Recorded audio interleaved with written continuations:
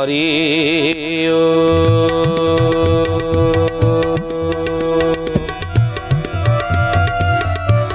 ओम भूर्भुवः स्वः तत्सवितुर्वरेण्यं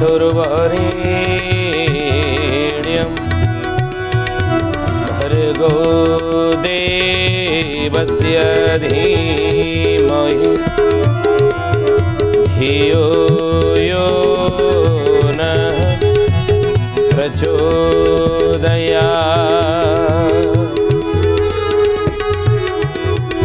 नमस्ते अच्युतानन्दं नमस्ते जगन्नाथाय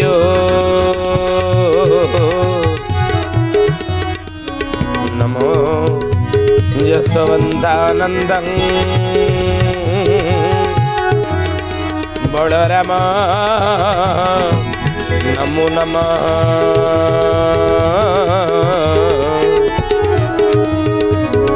बलराम नमो नमः। बोलिए महापुरुष अच्युतानंद जी की जय। सुधीयनी ज्ञानी गुणी मंडली आज मालिका वचन को आपण मानक स्वागत जनाऊँ। आज मालिका वचन रे आमे आलोचना करिया जाउछे महापुरुष अच्युतानंदर मालिकार नाम है चकड़ा मडाण। आ ये चकड़ा मडाणर पद कौन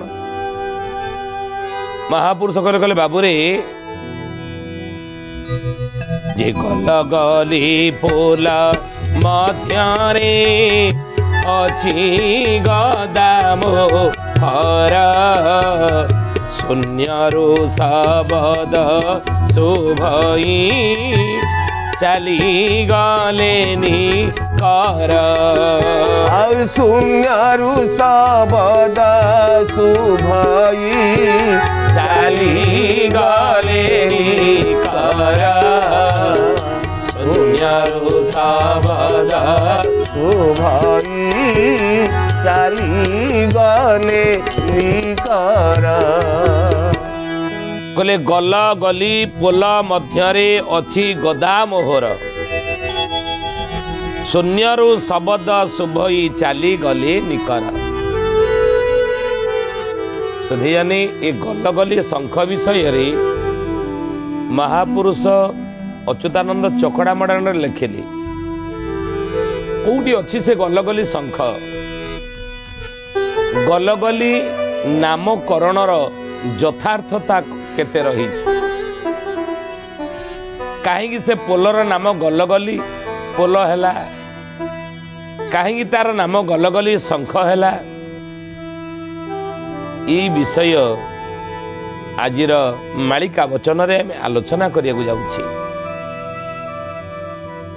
ज्ञानी गुणी मंडली सुधीयानी विलुप्त से इतिहास विस्मृतिर गर्भरे कथा रही जनश्रुति जहा प्रमाण मिले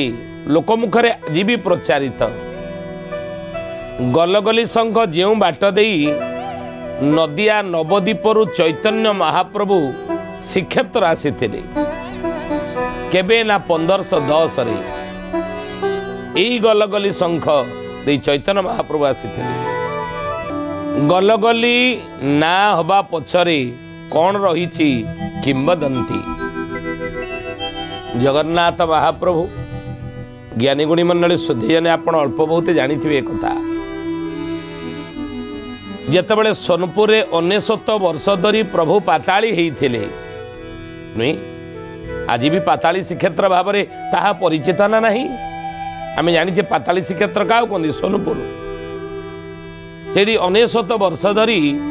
महाप्रभु पाताली होते बा श्रीजू माने पाताली होते आदिगुरु शंकराचार्य उद्धार करते सोनपुर श्रीजू मान आणिकी रखी कौटी प्रभु आसी रहिले कौटी ना जाजपुरे प्रभु रहिले।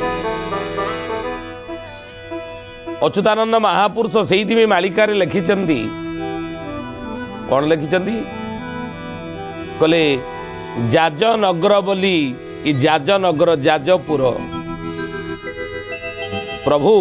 এইটাରେ ସୁଧର୍ମା ସଭା କରିବେ। ସୁଧର୍ମା ସଭା ମାନେ କ'ଣ? ଇନ୍ଦ୍ରଙ୍କର ସଭାକୁ ସୁଧର୍ମା ସଭା କହନ୍ତି। ଦେବତାମାନଙ୍କର ସଭାକୁ ସୁଧର୍ମା ସଭା କହନ୍ତି। ରତ୍ନ ସିଂହାସନରେ ପ୍ରଭୁ ଚତୁର୍ଦ୍ଧା ମୂର୍ତ୍ତି ପୂଜା ପାଉଛନ୍ତି। 12 ବର୍ଷରେ ଥରେ ପ୍ରଭୁଙ୍କର ନବକଳେବର ହୁଏ। ଆଉ ଏ ନବକଳେବର ସମୟରେ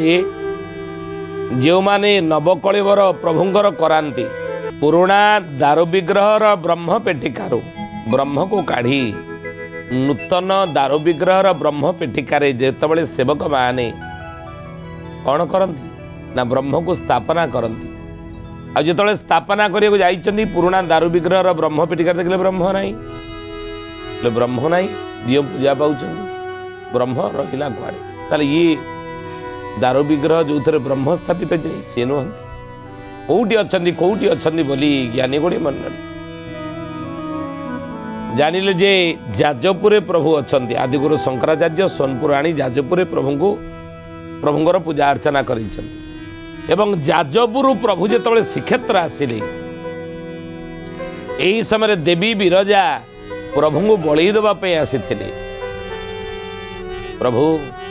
ଆପଣ ଏ ପୂର୍ଣ୍ଣ ମନ୍ଦିରକୁ ଆଜି ଶୂନ୍ୟ ଚାଲି ଯାଉଛନ୍ତି। ହେ ମଣିମା, ପଛେ ପଛେ ପଛେ ପଛେ ଗୋଡ଼େଇକି ଆସିଥିଲେ ଦେବୀ ବିରଜା। ଏବଂ ଯେଉଁ ଜାଗା ଗୋଟିଏ ଜାଗାରେ ପ୍ରଭୁ କହିଲେ, ମା ଆଉ ଆଗକୁ ତୁମେ ଆସ ନାହିଁ, ଏଇଠି ତୁମର ପରିସୀମା ଏଇଠି ହିଁ ସମାପ୍ତ ହେଉଛି। ଏଇ ପର୍ଯ୍ୟନ୍ତ ତୁମର ପରିସୀମା, ଏଇଠାରୁ ମୋର ପଞ୍ଚକୋଷ ପ୍ରାରମ୍ଭ ହେଉଛି। ଧ୍ୟାନ ଦେବେ ହେ ଜ୍ଞାନୀ ଗୁଣୀ ମଣ୍ଡଳୀ, ଏଇଠୁ ମୋର ପଞ୍ଚକୋଷ ଆରମ୍ଭ ହେଉଛି।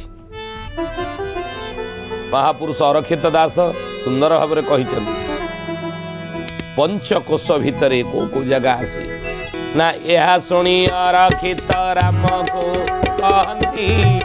ଓଳା ଶୁଣି ଠାରୁ ପଞ୍ଚକୋଷ ଯେ କହନ୍ତି। ଶୁଣ ଭାଇ ଶୁଣ ସୁଧିଜନ, ଅନ୍ୟଥା ନହିବ କେବେ ମାଳିକା ବଚନ, ଅନ୍ୟଥା ନହିବ କେବେ ମାଳିକା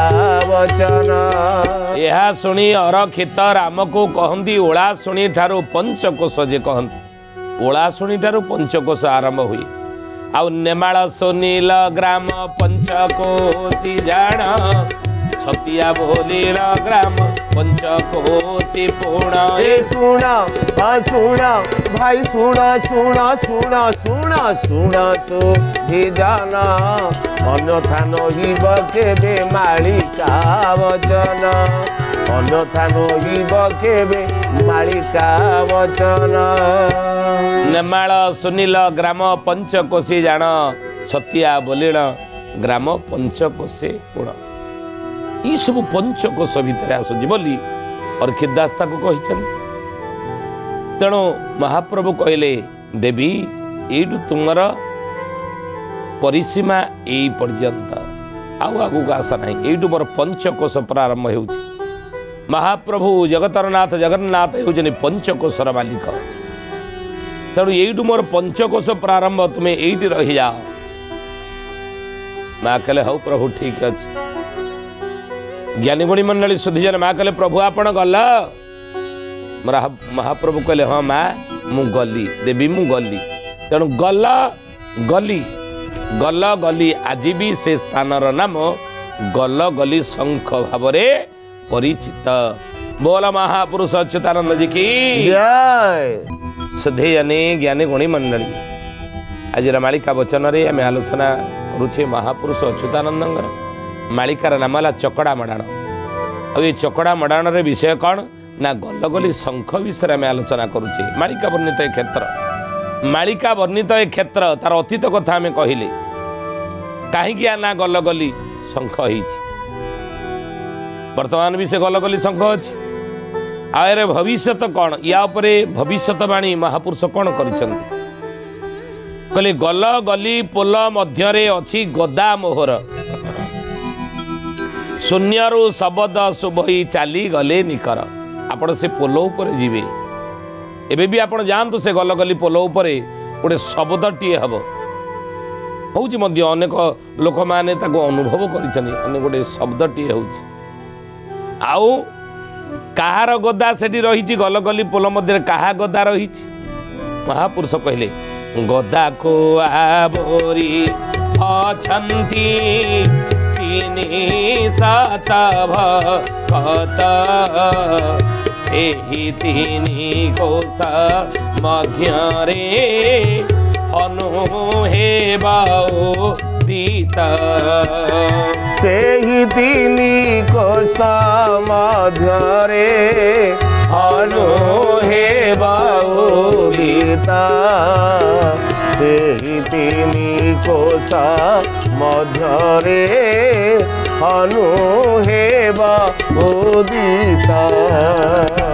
ଜ୍ଞାନୀ ଗୁଣୀ ମଣ୍ଡଳୀ ମହାପୁରୁଷ ଲେଖିଛନ୍ତି ଗଦାକୁ ଆବରି ଅଛନ୍ତି ତିନି ଶତ ଭକତ ଅନେକ ଭକ୍ତ ମାନେ କଳି ଯୁଗରେ ଜନ୍ମ ହେଇଥିବେ ଆଉ ସେଇ ଅଞ୍ଚଳରେ 300 ଭକ୍ତ ଅଛନ୍ତି ବୋଲି ମହାପୁରୁଷ ଅଚ୍ୟୁତାନନ୍ଦ ମାଳିକାରେ ଲେଖିଲେ ଆଉ ସେହି ତିନି କୋଶ ମଧ୍ୟରେ ହନୁ ହେବ ଉଦିତ। ଜ୍ଞାନୀ ମଣ୍ଡଳୀ କାହାର ଗଦା ରହିଛି ନା ହନୁମାନଙ୍କର ଗଦା ସେଠି ଅଛି ବୋଲି ମାଳିକାରେ ମହାପୁରୁଷ ଲେଖିଲେ ଆଉ ପୋଲ ଉପରେ ଚାଲିଗଲେ ଦୋମୋ ଦୋମୋ ସୋ ଭଇ କହିଁ ତଳେ ଦୁର୍ଗା ଅଛନ୍ତି ଶରୀର କୋଲୋ ଚାଇ ତହି ତଳେ ଦୁର୍ଗା ଅଛନ୍ତି ଶରୀର କୋଲୋ ଚାଇ ତହି ତଳେ ଦୁର୍ଗା ଅଛନ୍ତି ଶରୀର କୋଲୋ ଚାଇ କହିଲେ ପୋଲ ଉପରେ ଚାଲିଗଲେ ଦୁମୁ ଦୁମୁ ସୁବଇ ସେ ପୋଲ ଉପରେ ଚାଲିଗଲେ ଆମେ ଆଲୋଚନା କରୁଥିଲେ ଦୁମୁ ଦୁମୁ ଶବ୍ଦଟି ଆପଣ ଶୁଣିବେ ଏବେ ଆଉ ତହିଁ ତଳେ ଦୁର୍ଗା ଅଛନ୍ତି ଶରୀରକୁ ଲୁଚାଇ କାରଣ ଜ୍ଞାନୀଗୁଣୀ ମଣ୍ଡଳୀ ଘାଟ ପରା ଜଗିଛି ଦେବୀ ମା ବିରଜା ଘଣ୍ଟିମୁହ ଘାଟ ଜଗିଛନ୍ତି ସେଇଠାରେ ବୁଝିଲେ କାହାକୁ କୌଣସି ଲୋକ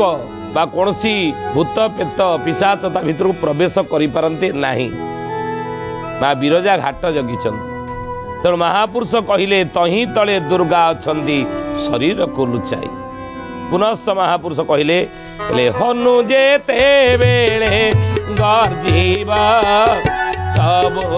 ହେବ ଉଦିତ ପ୍ରଭୁ ବିଜେ କଲେ ବୋଲିଣା ସର୍ବେ ହେବେ ଏକତ୍ର ସର୍ବେ ହେବେ ଏକତ୍ର ବାବୁ ସର୍ବେ ହେବେ ଏକତ୍ର ସର୍ବେ ହେବେ ଏକତ୍ର ବାବୁ ସର୍ବେ ହେବେ ଏକତ୍ର କହିଲେ ହନୁ ଯେତେବେଳେ ଗର୍ଜିବ ସବୁ ହେବ ଉଦିତ ଆପଣ ଯାଆନ୍ତୁ ଦେଖିବେ ସେ ବାଟ ଦେଇ ଆସିବେ ଆପଣ ହନୁମାନ ମନ୍ଦିର ପାଇବେ ଆଉ ସେ ହନୁ ଯେତେବେଳେ ଗର୍ଜିବ ମହାପୁରୁଷ କହୁଛନ୍ତି ସର୍ବେ ହେବେ ଏକତ୍ଵ ସବୁ ଉଦିତ ହେବ ସବୁ ଉଦିତ ହେବ ସୂର୍ଯ୍ୟ ଅଛନ୍ତି ସୂର୍ଯ୍ୟ କ'ଣ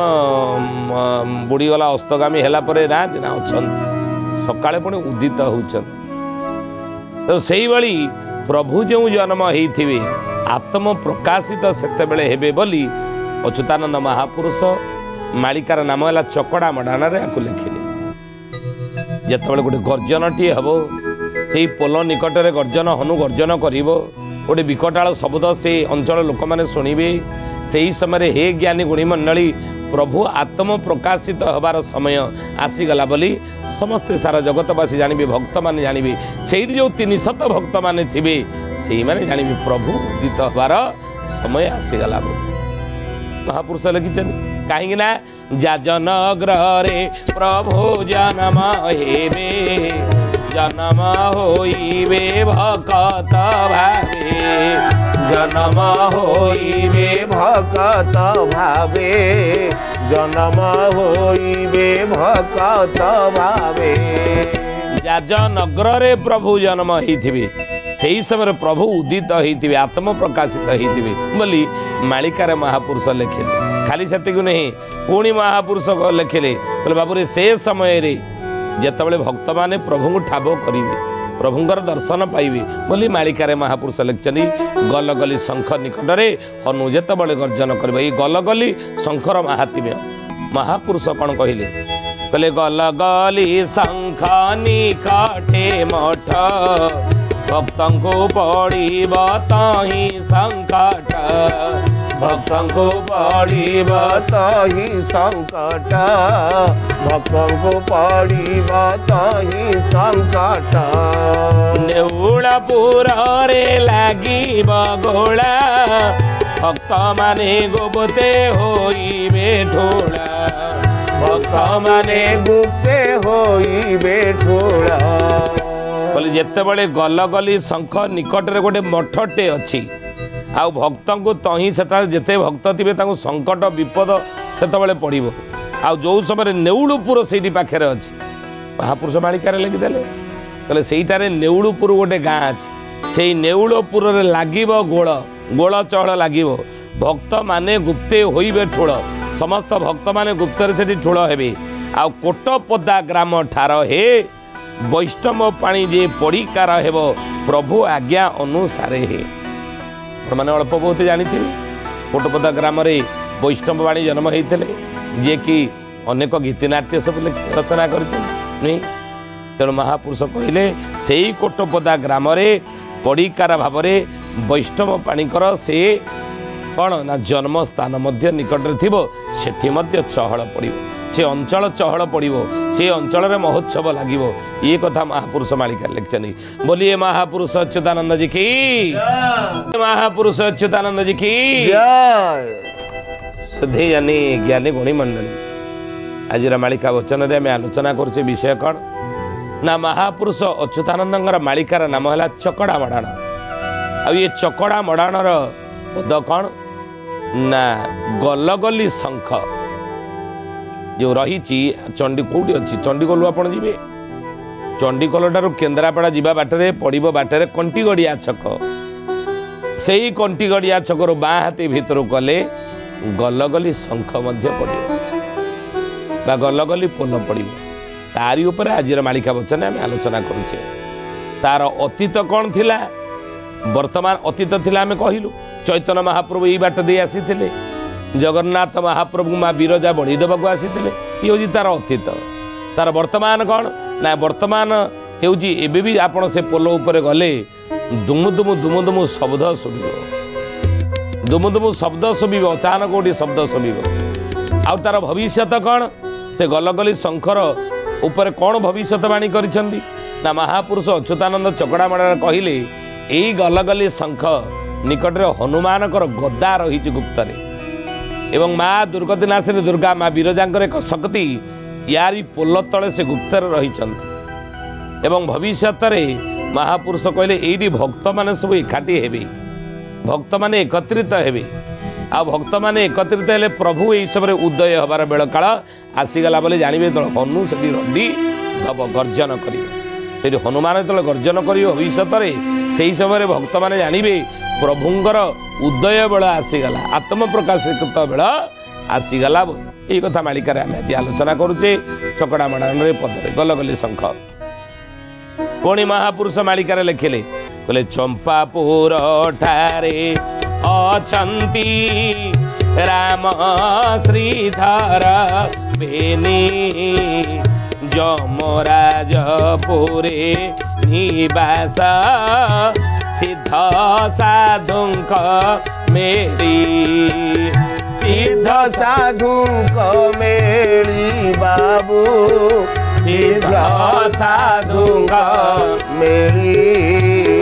सिद्ध साधुंक मेरी बाबू सिद्ध साधुंक मेरी ता पछकु आपण आसीबे चंपापुर ग्राम छतिया सेठारे राम श्रीधर बेनी भक्त अछंती ज्ञानी गुणी मंडली महापुरुष अच्युतानंद मालिकार लिखिचंदी जे जस चंपापुर ठारे अचंती राम श्रीधर बेनी यशराजपुर निवास सिद्ध साधुंग मेली यशराजपुर से निकट रही ये सबू साधु सन्त माने सेठी जाइकी पहुँचे एठार जो भक्त माने जन्म होते सेठी जाइकी पहुँचे गलगली शंख निकट रे आउ कौट जी ना चौद्वार ठारो कखणी आठ गड़ल गाई निसक्त भगत जीवे हो सोना गरुड़ तोही सुण गरुड़ तोही बाबू सुण गरुड़ तोही सुण गरुड़ बाबू तोही सुण गरुड़ तोही चौद्वार जानी कखड़ी आठगड़ महापुरुष कहले ई सब अंचल भक्त माने जाई से गलगली शंख निकट में पहुँचे जोड़ी माँ दुर्गा पोल तले अच्छा ए ज्ञानी गोड़ी मन जोड़ी हनु गर्जन दब जितेबाला ये भक्त मैंने से पहुँचे समस्ते ये अंचल भक्त मैंने जी आ प्रभुंर उदय हबार बेल काल आगमन बेल काल आत्म प्रकाशित हबार बेल काल हो गला बोली भक्त मैंने समस्ते जापर से भक्त समावेश दिने हेब कलिजुग शेषार्धरे से भक्त समावेश दिने हेब साधु समावेश दिने से गलगली शंख निकट में भविष्य हेब तेणु हे स्वधीयानी से गलगली शंख विषय चकड़ा मड़ाण अच्युतानंद महापुरुष कौन लिखिं तार अतीत कौन वर्तमान कौन भविष्यत कौन ये तीनटा उपर आम आलोचना कले आज तो समय आसंत बाणी की विराम दबा से प्रभुंकर नाम नहीं जय अच्युत अच्युत हरि हरि जय अनंत अनंत हरि हरि जय अच्युत अच्युत हरि हरि जय अनंत अनंत हरि हरि जय जगन्नाथ जय बलराम जय जगन्नाथ जय बलराम जय जसोवंत राम हरि हरि जय अच्युत अच्युत हरि हरि जय अनंत अनंत हरि हरि जय अच्युत अच्युत हरि हरि जय अनंत अनंत हरि हरि सुधीयनी ज्ञानी गुणी मंडली आज पे आसंतो बाणी की विराम दबा पुणी आसंदा अध्याय भेट हेबा रहुचु हरि ओम शांति शांति शांति सर्वारिष्ट सुशांति भवतु।